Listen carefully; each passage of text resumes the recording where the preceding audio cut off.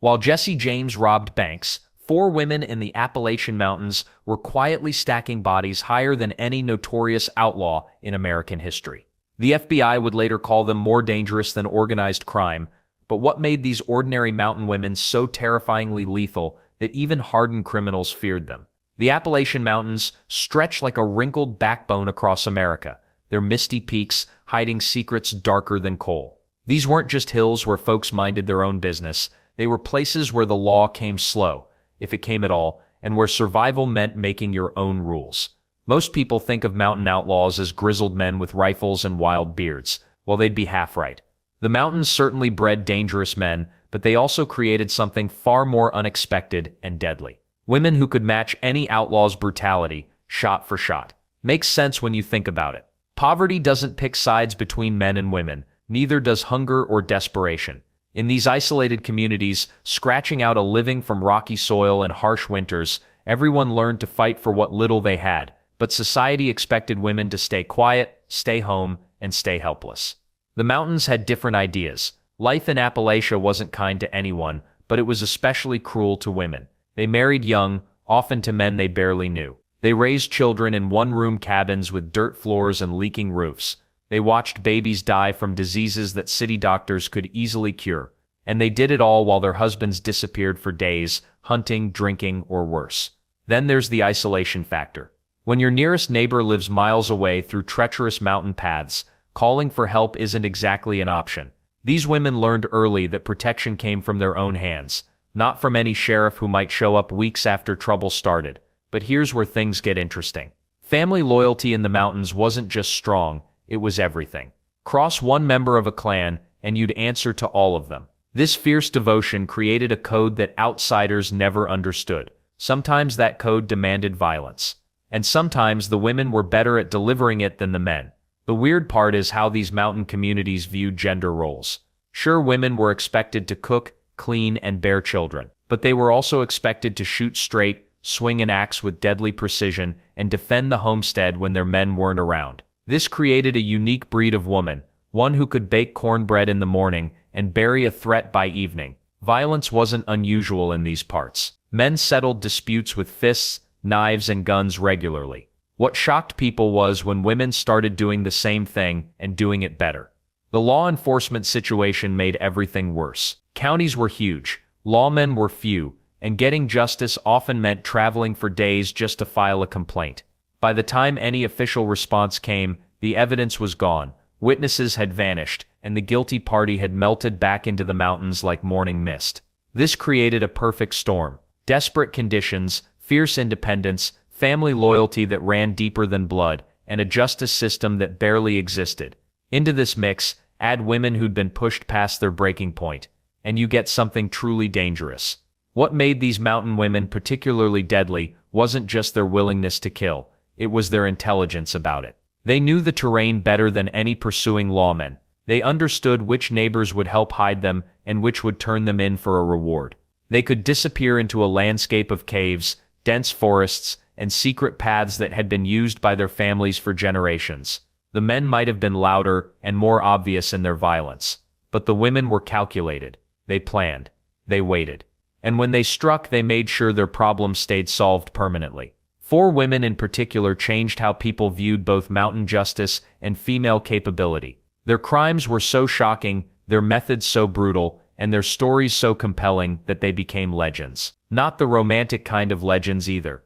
The kind that made parents lock their doors and warn their children about what happened when you pushed the wrong woman too far. These weren't isolated incidents either. Each case built on the others, creating a reputation for Appalachian women that spread far beyond the mountains. Newspapers from big cities sent reporters to cover their trials. Writers turned their stories into books and ballads. And other women, both in the mountains and beyond, started to wonder if maybe they didn't have to take abuse quietly after all. The strangest part? The public often sympathized with these deadly women more than their victims. People understood, even if they wouldn't admit it publicly, that sometimes violence was the only language that bullies and abusers understood. Sometimes a woman's only choice was to kill or be killed. Four names rose above all others in these dark mountain tales, each representing a different face of female fury. Their stories reveal not just individual crimes, but an entire culture where women learned that survival sometimes required becoming deadlier than any man dared to be. But before we meet these legendary figures, we need to understand the first woman who shocked an entire region with her brutal solution to a bad marriage. Frances Silver was just 18 when she became the most talked about woman in North Carolina. December nights in 1831 were brutal in the mountains, but something far colder was about to shake Burke County to its core. Her husband Charlie had vanished without a trace. One day he was there, the next morning he wasn't. Frankie claimed he'd gone hunting and never returned. Simple enough story, right? Well, neighbors started asking uncomfortable questions when they noticed something odd about the Silver cabin. The fireplace had been burning for days straight, not unusual during winter, except Frankie kept feeding it constantly. Day and night, more wood, more flames. When folks got curious enough to investigate, they found chunks of bone and teeth mixed in with the ashes. Human bone, human teeth. Then there was the blood. Dried streaks on the cabin walls that Frankie couldn't explain away. The floorboards had dark stains that seemed to tell their own story. But the real shock came when neighbors sifted through those fireplace ashes more carefully. They found buttons from Charlie's clothes, pieces of his belt, and enough human remains to paint a horrifying picture. Frankie had chopped up her husband with an axe, then tried to burn away the evidence piece by piece. The whole gruesome business probably took her hours. Makes you wonder what was going through her mind as she fed those flames. The local sheriff arrested her immediately, but this wasn't just another mountain crime. Word spread across the state like wildfire.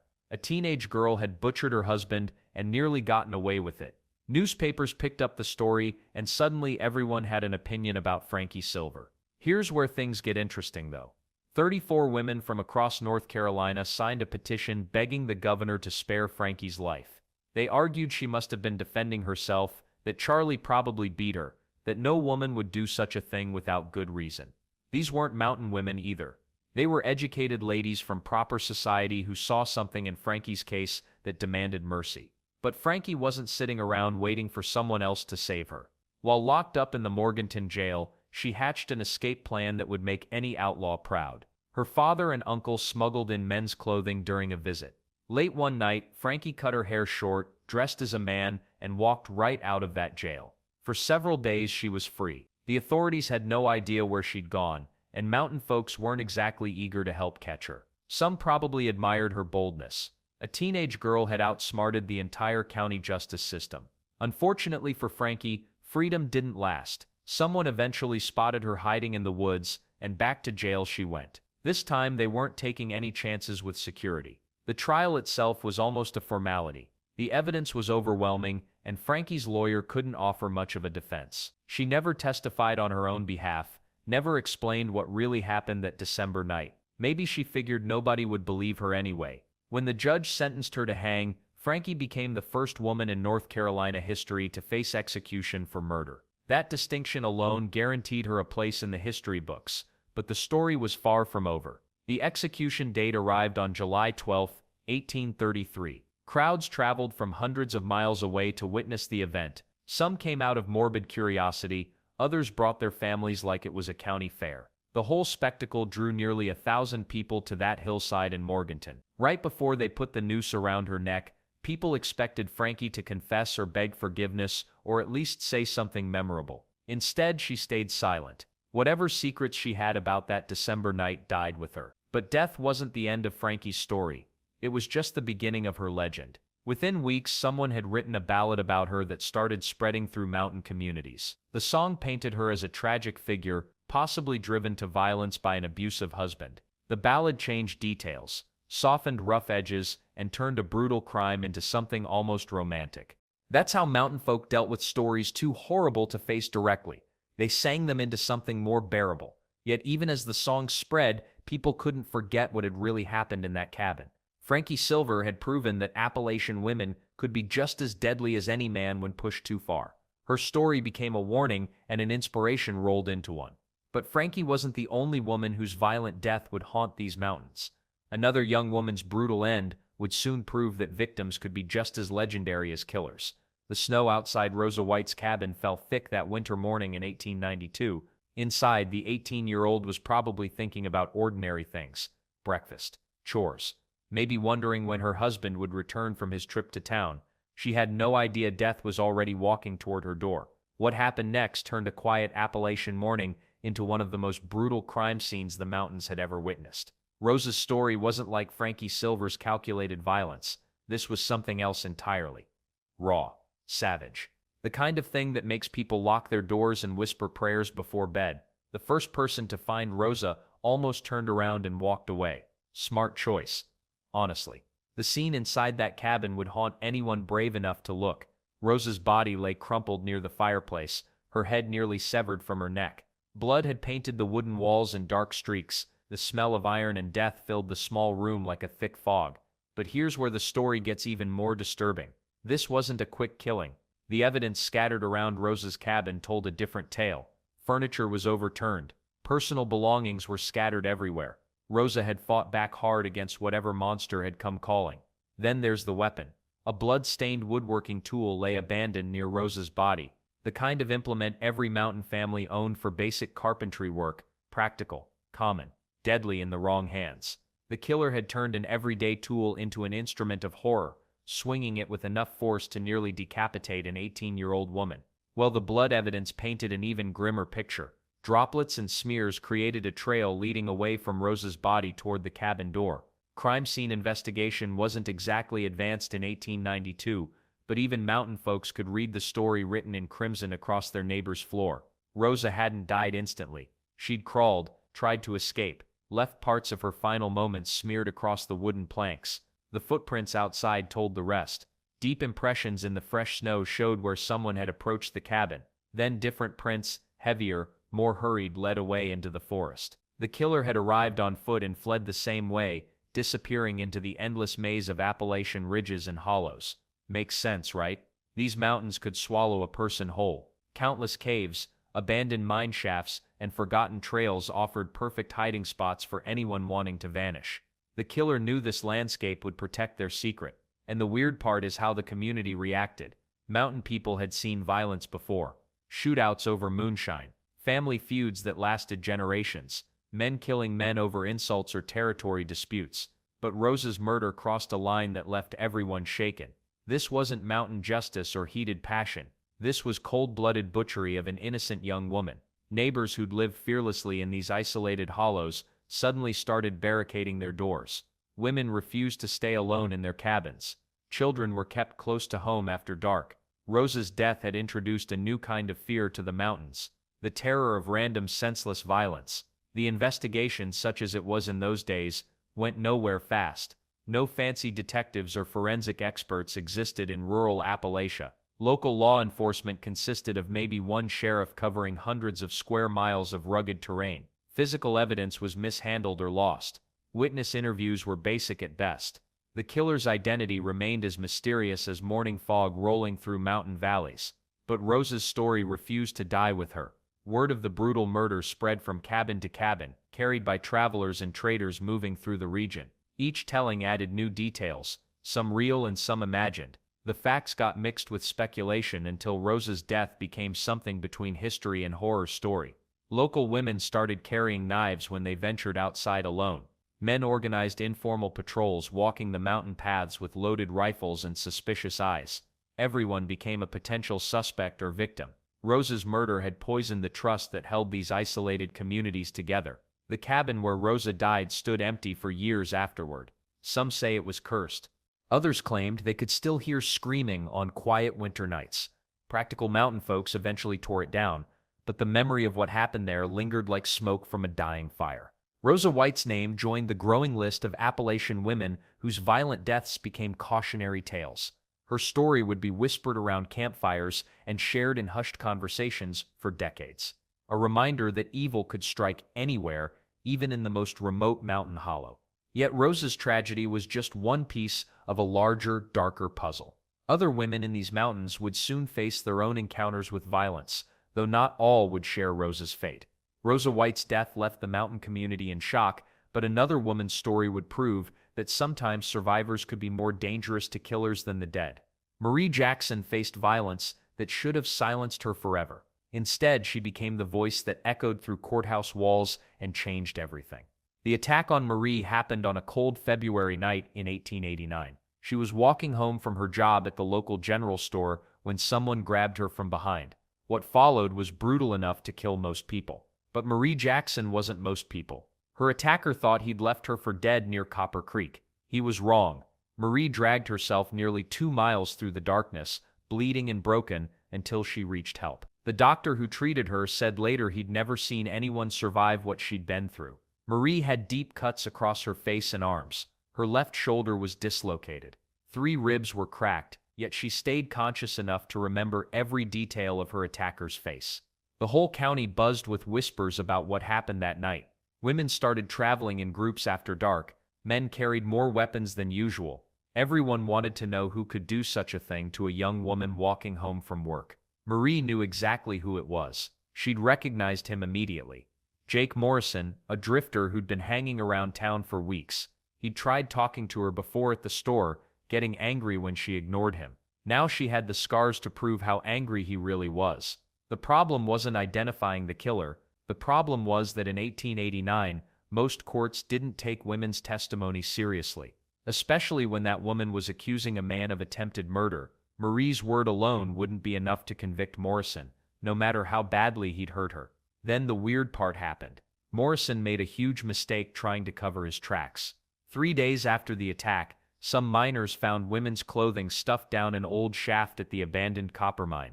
The clothes were torn and bloody, and they belonged to Marie Jackson. Morrison had thrown them down there along with heavy rocks, probably thinking they'd never be found.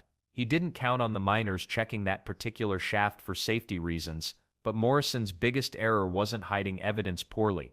It was underestimating Marie Jackson's determination to see him hang. The trial began in March, and half the county showed up to watch. Most came expecting to see a broken woman who could barely speak about her ordeal.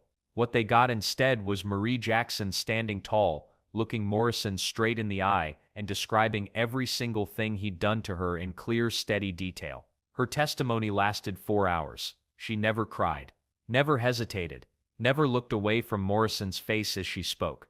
The courtroom stayed dead silent, except for her voice and the occasional gasp from spectators who couldn't believe what they were hearing. Marie described how Morrison had grabbed her throat and threatened to kill her if she screamed. How he'd used a hunting knife to cut her face when she tried to fight back. How he'd beaten her with rocks until she pretended to be dead so he'd stop. She even remembered the exact words he'd whispered in her ear before leaving her bleeding in the dirt.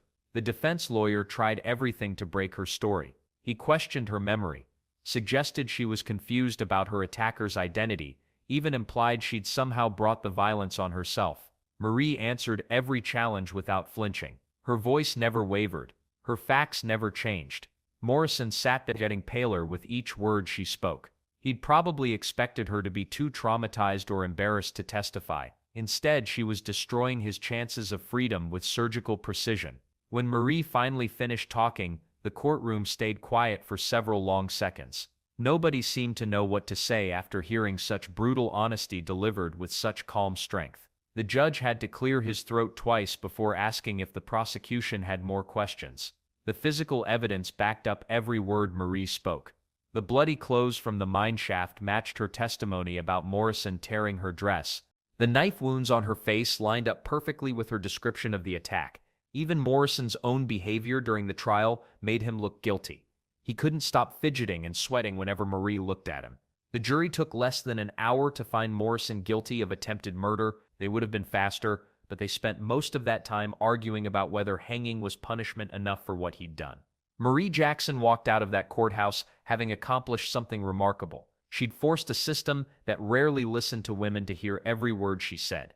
Her courage in facing Morrison had guaranteed his conviction and probably saved other women from similar attacks. While Marie celebrated her victory over one killer, another woman was already planning crimes that would make Morrison's violence look tame by comparison. When a federal officer dies in your territory, you better believe the government takes it personally. Babe Burnett learned this lesson the hard way after a shootout that left one lawman dead and her name at the top of every wanted poster from Virginia to Tennessee. The manhunt that followed became the stuff of legend, proving that the Appalachian Mountains could swallow people whole if they knew the terrain well enough. The trouble started on a humid August morning in 1932. Federal agents were tracking illegal liquor operations through the hollers when they stumbled onto something bigger than moonshine. Witnesses claimed they saw Babe emerge from behind a cluster of pine trees, rifle in hand, ready for war. Others swore she was defending her family's property from what looked like armed intruders. The truth? Well, that depends on who's telling the story and how much they trusted the government back then. What nobody disputes is the sound of gunfire echoing through the valley that morning. When the smoke cleared, Agent Samuel Mitchell lay dying in the dirt, and Babe Burnett had vanished like morning mist.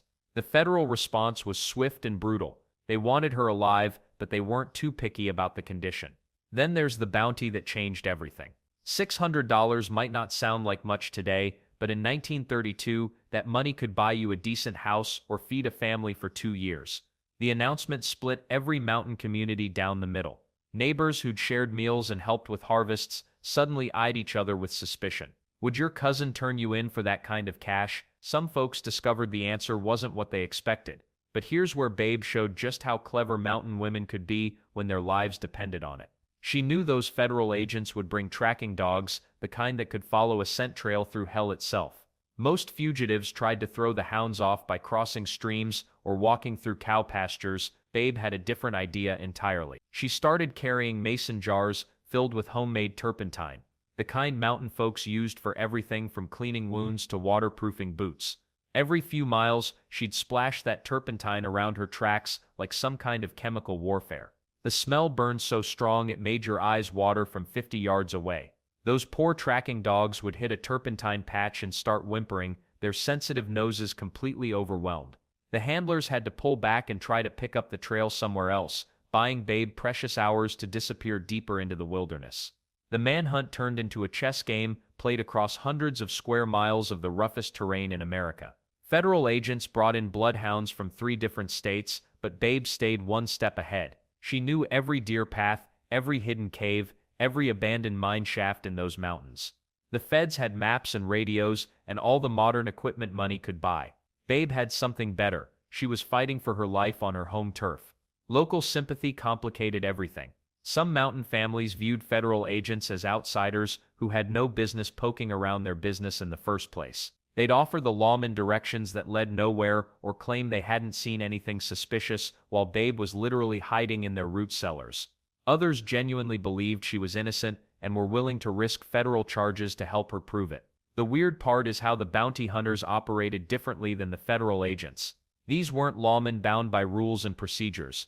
They were entrepreneurs chasing a payday.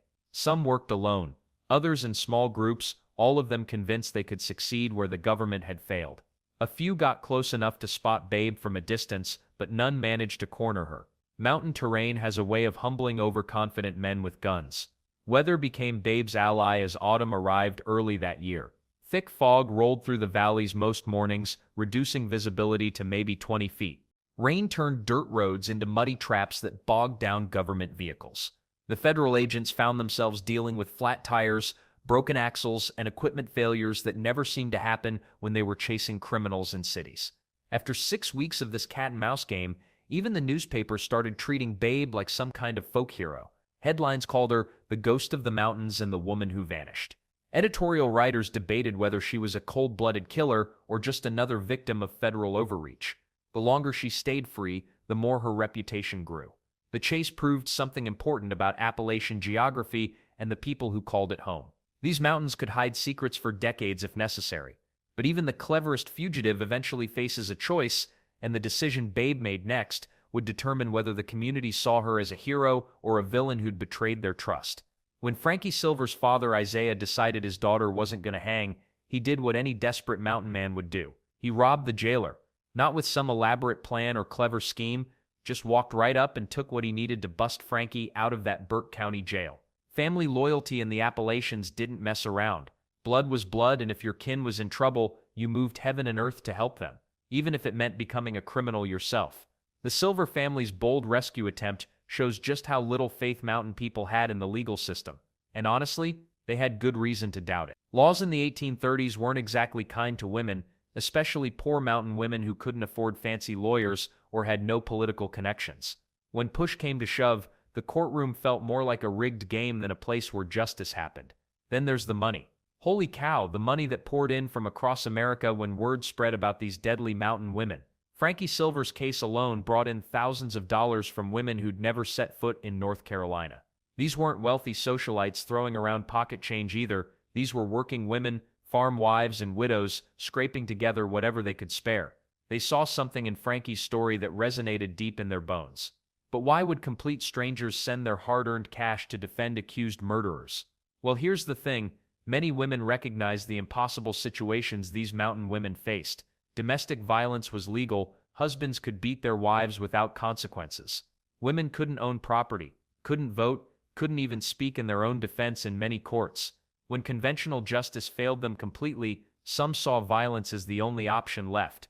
Marie Jackson's testimony created a watershed moment that nobody expected.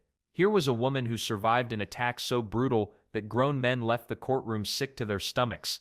Yet she stood up anyway, looked her attacker in the eye, and told her story with unflinching courage. The community didn't just believe her, they were furious. Suddenly, people started questioning why women had so few protections under the law.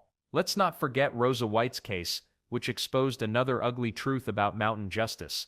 The investigation into her death was sloppy at best. Evidence disappeared.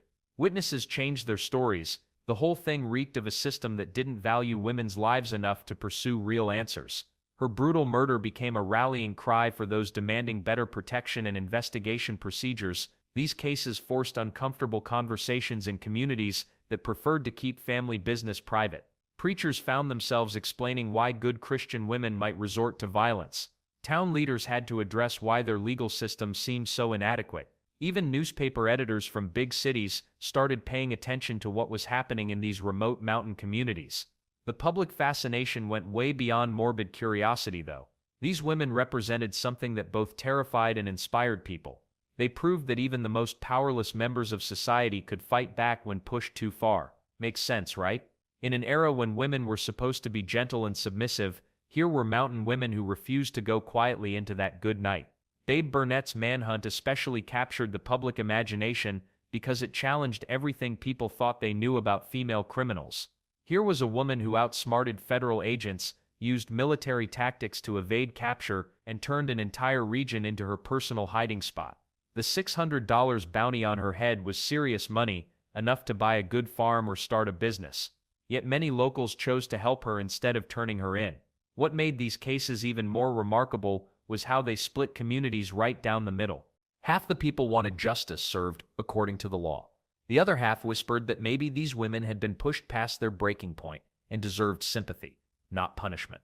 Church congregations argued about it. Families took sides. Even judges seemed conflicted about how to handle cases that didn't fit neat legal categories. The ripple effects kept spreading outward too. Other women facing similar situations started speaking up more boldly. Defense lawyers began using arguments about self-defense and domestic abuse that had rarely been heard in mountain courtrooms before. Slowly but surely, the legal system started adapting to acknowledge that women's experiences might be different from men's. And the weird part is how these deadly women became folk heroes to some people while remaining cautionary tales to others. Their stories contained multitudes.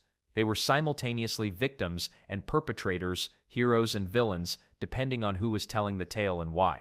This complexity made them perfect subjects for the ballads and stories that would soon carry their names across generations. The transformation from courthouse drama to legendary folklore was already beginning, and mountain storytellers were just getting started with these incredible tales. The old mountain cabins held more than furniture and family memories. They held songs, dark, haunting ballads that mothers hummed while churning butter and fathers sang while sharpening axes. These weren't your typical love songs or church hymns. These were the deadly tales of Frankie Silver, Rosa White, Marie Jackson, and Babe Burnett, passed down through generations like family heirlooms nobody wanted but couldn't throw away. Poor Frankie Silver, she did kill her man, went one verse, with a bloody axe all in her hand. Simple words, but they stuck in people's heads like burrs on wool socks. Children learned these ballads before they could properly read. The melodies were sweet, almost lullaby-like, which made the violent lyrics even more chilling. Imagine singing your baby to sleep with a song about dismemberment and murder. Welcome to Appalachian parenting in the 1800s. But here's the weird part. These songs weren't just entertainment. They served as warnings, moral lessons wrapped in catchy tunes. Parents used them to scare their daughters into submission, and their sons into treating women with caution. You don't want to end up like Frankie Silver, mothers would whisper, meaning both the killing and the hanging that followed. The ballad tradition worked because mountain folk trusted stories more than newspapers. News traveled slowly through these isolated hollows, but songs had wings. A traveling merchant could carry a new verse 50 miles in a day. A visiting preacher might add his own spin to the tale. Before long, the original facts got so twisted that truth and fiction became impossible to separate. Rosa White's brutal death spawned its own collection of ghost stories. Children dared each other to walk past the spot where she died, especially on snowy nights. Local storytellers added details that probably never happened: mysterious lights, vengeful spirits, warnings from beyond the grave. The real Rosa got lost somewhere between the blood on the snow and the campfire tales that followed. Then there's Marie Jackson's story, which took a different path entirely. Her courage in court inspired songs about justice and female strength. Marie stood tall, Marie spoke true, became a rallying cry for women facing their own struggles. Unlike the cautionary tales, Marie's ballads celebrated her bravery. They reminded listeners that sometimes fighting back was the only option, even when the odds seemed impossible. Teachers discovered these stories made excellent classroom material, though probably not in the way we'd approve today. Study hard, they'd tell students, or you'll end up desperate like these women. The message was clear: education and proper behavior were the only paths away from violence and poverty. Makes sense, right?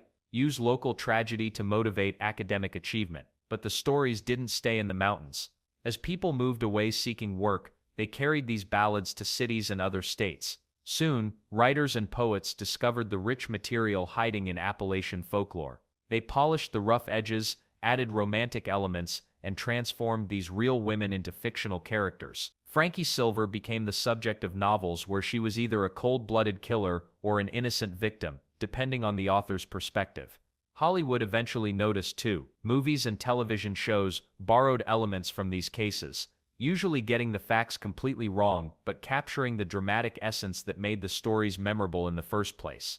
Well, the line between history and legend didn't just blur, it disappeared entirely. Ask any longtime mountain resident about these women, and you'll get different versions of the same events. Was Frankie Silver defending herself or committing cold-blooded murder?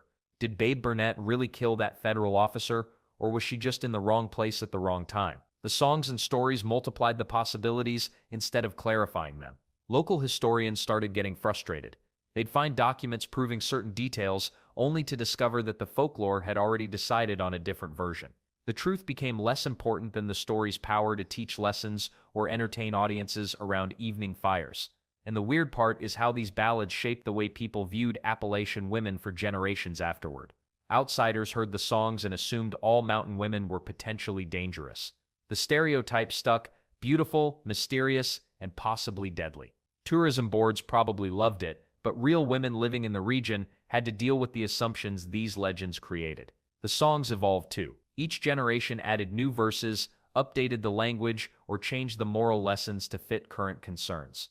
What started as simple news reports in ballad form became complex cultural artifacts reflecting changing attitudes toward women, violence, and justice. By the time radio and television arrived in the mountains, these oral traditions had created something unique, a shared mythology that defined how communities understood their own history. The four women had become more than individuals; they were symbols, warnings, and inspiration, all mixed together in memorable melodies. The question becomes, when stories grow this powerful, do the original facts even matter anymore? These women's real impact on their communities was just beginning to show itself. Four women, four deadly acts. A mountain region forever changed by their violence and courage. These weren't just random crimes that shocked the community and disappeared into local folklore. These cases actually rewrote the rules about how society saw women, justice, and power in Appalachia. Frankie Silver's execution didn't just end one woman's life, it started conversations that echoed through courtrooms for decades.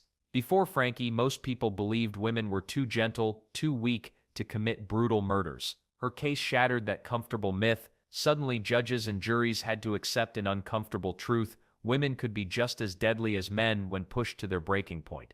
The legal system wasn't ready for this revelation, but it had to adapt. Then there's the Rosa White case, which exposed how vulnerable young women really were in isolated mountain communities. Her brutal death forced local leaders to take violence against women more seriously. New safety measures emerged. Families started keeping closer watch on their daughters. The community realized that pretty 18-year-olds weren't automatically protected by their innocence or youth, but Marie Jackson's testimony did something even more revolutionary. When she stood up in that courtroom and described her assault in vivid detail, she proved that women's voices could demand justice. Before Marie, female victims were often dismissed or ignored entirely. Their stories were considered unreliable, too emotional, not worth believing.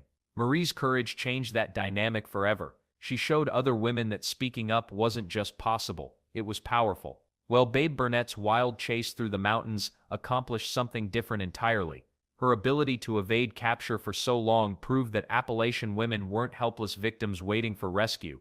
They could fight back, run fast, think smart, and survive against impossible odds. The fact that she used homemade turpentine to throw off tracking dogs became legendary. Local women started learning similar survival tricks, just in case. Let's not forget how these cases forced the legal system itself to evolve. Before these women made headlines, mountain justice was mostly handled by men, for men. Women had few rights and even fewer protections. But public outrage over these cases, especially the massive fundraising efforts that brought in thousands of dollars from across America, showed politicians that ignoring women's issues carried real consequences. New laws slowly emerged. Court procedures began including women's perspectives. It wasn't perfect progress, but it was undeniable change. The weird part is how these deadly women actually made life safer for other women in the region. Their extreme actions highlighted problems that had been ignored for generations. Domestic violence, which everyone used to consider a private family matter, suddenly became a community concern. Young women's safety became a priority instead of an afterthought. Female testimony gained weight in courtrooms where it had previously been dismissed. Makes sense, right? Sometimes it takes shocking violence to wake people up to everyday injustices they've been ignoring. These cases also transformed Appalachia's reputation nationwide. Before these women earned their deadly fame, the region was mostly known for poverty, isolation, and backward thinking. But stories of women who fought back, spoke out, and refused to be victims painted a different picture. Suddenly, Appalachian women had a reputation for strength and fierce independence. That image persisted for generations, influencing how the rest of America saw mountain communities. The cultural impact extended far beyond legal changes.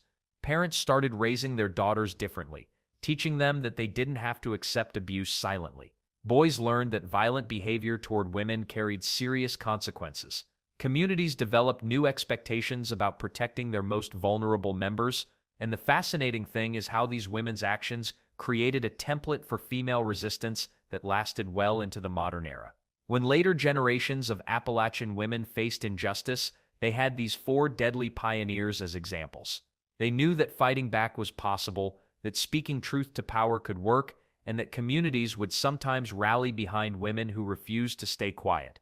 Today, tourists visit the sites where these crimes occurred, drawn by the legends these women created. Their stories appear in museums, folk festivals, and historical societies across the region. But the real legacy isn't found in tourist attractions or gift shops. It lives in the changed attitudes, the evolved laws, and the empowered women who came after them. These four deadly women didn't just commit crimes, they rewrote the rules about what mountain women could be, could do, and could survive. Their violent acts opened doors that had been locked shut for generations.